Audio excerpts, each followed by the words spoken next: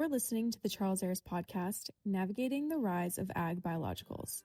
In this episode, Charles Aris Vice President Eric Spell sits down with Senior Associate Practice Leader Nichole Hammond to discuss her journey into executive search and her deep expertise in agricultural biologicals. Together, they break down the evolving AgTech landscape, including the regulatory complexities, commercialization hurdles, and extended investment timelines that define the biological space. They also share insights from the Biological Products Industry Alliance, discussing shifting investor expectations, and examine how the right leadership talent is critical to turning innovation into scalable success. Let's dive in. Well, good day, everyone, and welcome to the Charles Aris podcast. I'm Eric Spell, one of the vice presidents here at the firm, and I help lead our agriculture and food practice. And we're so fortunate today to welcome Nichole Hammond, who recently joined our team, and we're going to talk about that. So welcome, Nichole. Thank you, Eric. Glad to be here. Looking forward to our conversation. For our listeners, Nichole and I had a very interesting journey several years ago, not long after I joined Charles Aris. Nichole and I became acquainted several years ago, and we've remained in touch. I was actually presenting an opportunity to Nichole at the time, and we enjoy our exchange. And so now we have the good fortune of having her here on our team at Charles Aris. So very excited to learn more about Nichole's background. Nichole has had an interesting journey in the middle of this AgTech, specifically in biologicals. So we're looking forward to hearing her perspective on the current trends.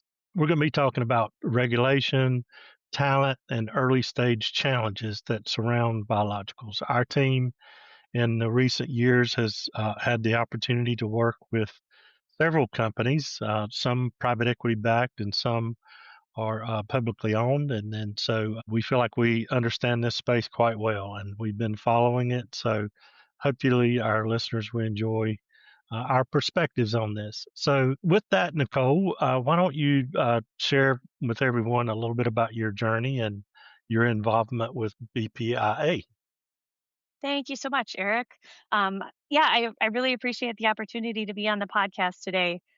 So I had spent the last 17 or so years in agriculture in the testing, inspection, and certification side of the business. So the TIC world, as we know it. I spent 12 years with SGS, leading their seed and crop portfolio, which included seed and feed and food testing and managing a network of contract field research stations and a precision ag laboratory. And then I moved over and spent about 6 years with Eurofins, where I oversaw the commercial business development, marketing, and M&A team for AgriScience North America. And that's where I really was exposed to biologicals and ag tech, because we did all of the regulatory testing prior to product registration. So was able to work with a number of companies as they looked to register their products and bring them to market. And so this has been a really interesting adventure as I move over to Charles Aris, because I had enjoyed my time in M&A, learning about companies and what they want to do and how they want to grow. I always enjoyed managing teams and helping people grow and, leverage their strengths. And now I get to bring both of those things together while still retaining my really outstanding network of ag professionals across the country. And so it's been really great. I'm glad to be here. Great. A few weeks ago, Nichole, you and I had the pleasure of attending the BPIA conference. It was new to me. I had heard a little bit about it, but can you talk about the conference and maybe what were some of the headlines, and then we'll lead into talking about the regulatory landscape. Yeah, absolutely. So the Biological Products Industry Alliance, or BPIA, is a group I've been involved with since 2021. And I really love this group. I always say it is a small but mighty group of folks, all the right people in the room. And so the mission of BPIA is to advance sustainability through biological solutions. So everything that the organization does is really to support its member companies in advancing those biological solutions. And so there is an annual meeting, typically every spring.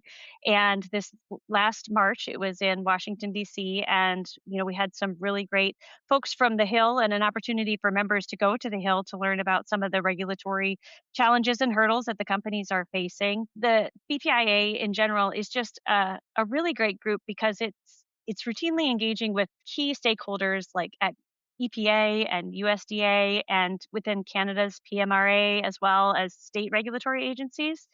And the annual meeting is a really great opportunity for all of these companies to come together, have some really great networking time, and then have an opportunity to listen to panel discussions on the last day of the conference that cover everything from, regulatory hurdles, landscapes, commercialization, marketing, and all of those things around biologicals. And so I was very honored to be asked to join the board this last year. So I've just started serving on the board of directors for BPIA.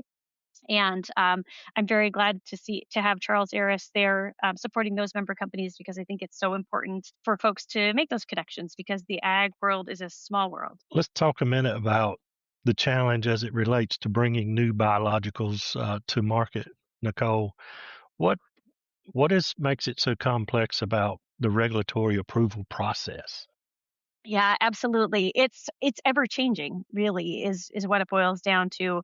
I recently read the Leaps by Bayer had published the Ag Playbook 2.0 just recently, and they talked about the 6R eras of ag tech, and I found it really interesting. And we don't need to go through all 6 eras necessarily, but it outlines how, since 2005, when biologicals were basically unknown, sometimes considered kind of snake oil.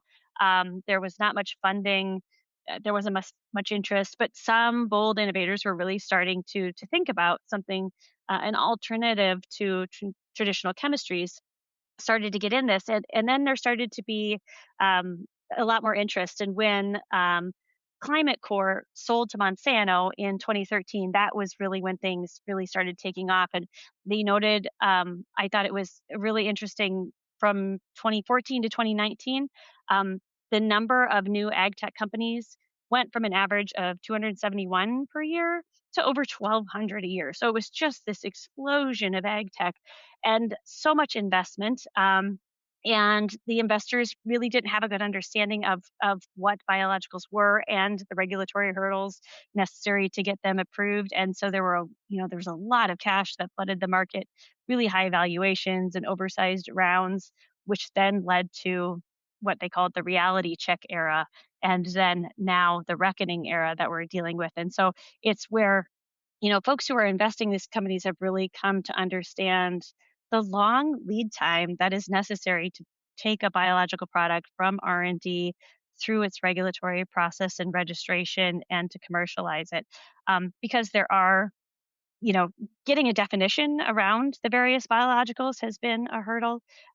The backlog at the EPA and getting data packets through has been a challenge, and understanding that farmers are wary, as they should be, right? They get one opportunity to plant and apply a product that year, and it's a big risk, and so they need to really buy in. And so right now we're in this era, this reckoning era, where companies really have to prove themselves, and capital is still available, and companies, are being successful, but they really have to demonstrate key go to market milestones, and that's really what makes them successful. And as we look forward, people don't feel that there's going to be, a return to what they called the reckless exuberance era, but there is still a lot of excitement in this area. Yeah, there is, I think, a knowledge that biologicals are not going away, and that the key to success is going to be combining biologicals with traditional chemistries, with precision ag, and these things aren't going to stand alone any longer. And so it's a really interesting time to be in this market. And I think this is one of the reasons why companies need the right people in these key leadership roles to understand the regulatory and commercial challenges to get them to market. Yeah, one of the interesting things that you bring up as it relates to talent, as I mentioned, our team has done multiple searches, several of which are associated with private equity. And one thing that we realized, you mentioned snake oil, due to that stereotype of, from a lack of better words, the failures that happened in the space, whether that was undercapitalized or not validated, the products not being validated. Talent can be, at a senior level, can be skeptical towards new opportunities, even at the C-suite level. And so we find private equity, if they're investing, they bring what they think is an equity opportunity, attractive equity opportunity for C-suite personnel. But due to that stereotype, candidates have seen their peers in prior years get associated with failed attempts or poor products, from a lack of better words. And so it definitely affects the ability to attract the right talent. But once if you're in a growth stage opportunity, the founders had been successful and gotten the biological company to a certain stage, then we can lure the right talent. I still think that we've got some of the legacy crop protection companies right now. They're making some decisions to spin off certain divisions. We're entering this time, even compared to where we were 18 months ago. I feel like there's an abundance of talent that is curious about an opportunity, because we're seeing some successes in the marketplace. So some definite interesting opportunities compared to where we were just 18 months ago. Yeah. Well, I was just going to add that I think, you mentioned there, we have seen a lot of failures, and for a variety of reasons. And I think one of the struggles that the industry really had was an alignment, and an understanding of the time it would take to see returns on investments. And so, early stage investors were expecting, a 3 to 5 year return, and come to understand that it is really, at best, a 7 to 10 year return is much more likely. And so, I think what we're seeing is the private equity is the right kinds of companies are self-selecting. Those who are investing now understand the regulatory requirements and the timeline necessary and the capital investment in order to get to market.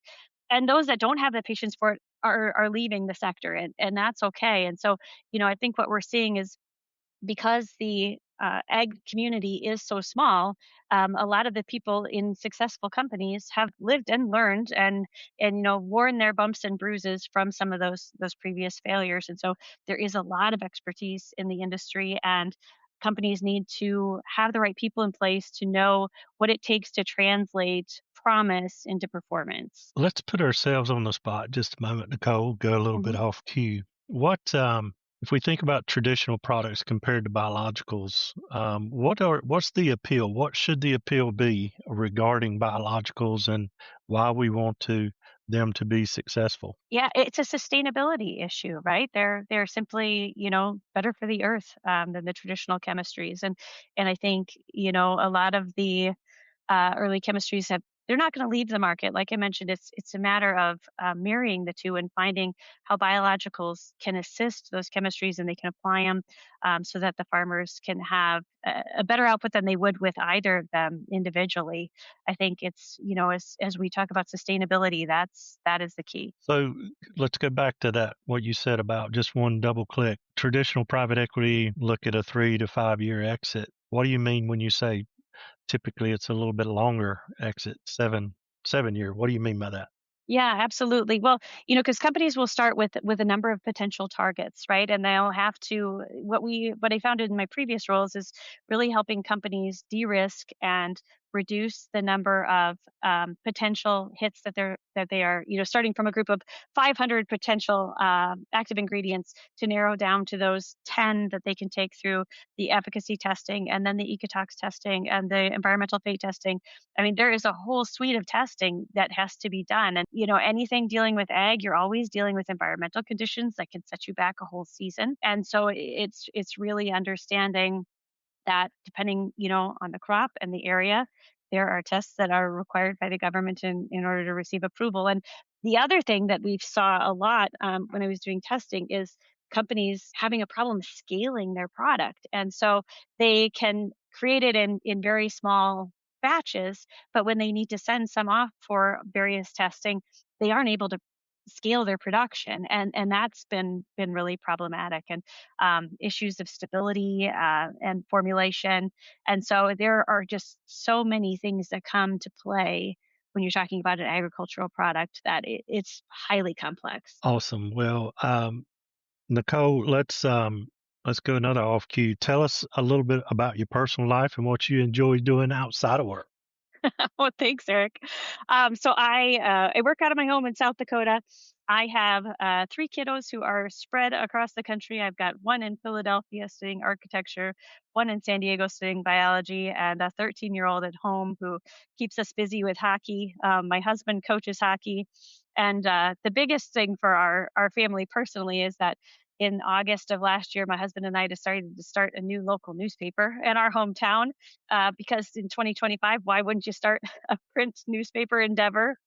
But we both actually we edited our high school newspaper together. I obviously moved away from that. He's been in newspapers his whole career, and we both believe very firmly in the power of community and in our community of Brookings, South Dakota, in particular. And so we started up the Brookings Beacon, and it has been quite a success. We've hit every milestone that we set for ourselves so far, and that's been really exciting. Beyond that, I'm very excited for it to actually turn to spring so I can start doing some gardening in the yard. Yeah, just spending time with my family. Right. Well, I'm going back to a question that I asked you several months ago when you reached out and wanted to have a conversation. And I think you were contacting us originally, seeing if there was other search project opportunities that we were working on that might suit you. And I turned the conversation on the dime and I said, well, You did. have you thought about executive recruiting? So now that you've been Yes. in the seat for a little bit, I know it's still a bit early, but what have you enjoyed about the transition to executive recruiting? Yeah, absolutely. I will never forget that conversation, Eric, because you did exactly say that. Have you ever thought about executive recruiting? And I said, I have not, but tell me more. I had really enjoyed working with you in the past when you'd reached out to me about different opportunities. I always felt the care and concern that you took, the time that you took with me, and the other folks at Charles Aris that I had worked with. And so, could quickly begin to see the culture of Charles Aris, which for me, frankly, has been just the most amazing revelation. The culture of this business is really fantastic. Charles Aris really cares about its people, about its clients, about the candidates that we're working with. We have our six core values, which I think, the company clearly walks the walk and talks the talk in terms of, striving for excellence and caring and having moxie and being steady, and all of those things. And so that's been really fantastic. And then, like I said, I get to spend all day, every day talking to companies about how they want to grow and what they need to succeed, and talking to people about what they want to do, their accomplishments, where they see themselves growing, and then finding ways to bring those things together. And it's really fulfilling. It's great fun. And I learn something new every day. We're so excited to have you as part of the team. I knew that you had a solid network, but I must admit you've exceeded my expectations because the people that you've got trusting relationships with at a high level is really impressive. So looking forward to a lot of success here at Charles Aris with you, Nichole. So Absolutely. thank you Likewise. for choosing our team. Well, everybody, that's it for today. I want to thank everyone for listening. If you want to visit more and learn more about Charles Aris, you can go to charlesaris.com and learn more. And we look forward to having more episodes, and come and talk to us. We'd love to talk to you about opportunities we're working on, or if we can help you in any way, we would love to do so. So thank you, everyone. Thanks for tuning in to the Charles Aris podcast. For more insights and resources, visit us at www.charlesaris.com. We'll see you next time.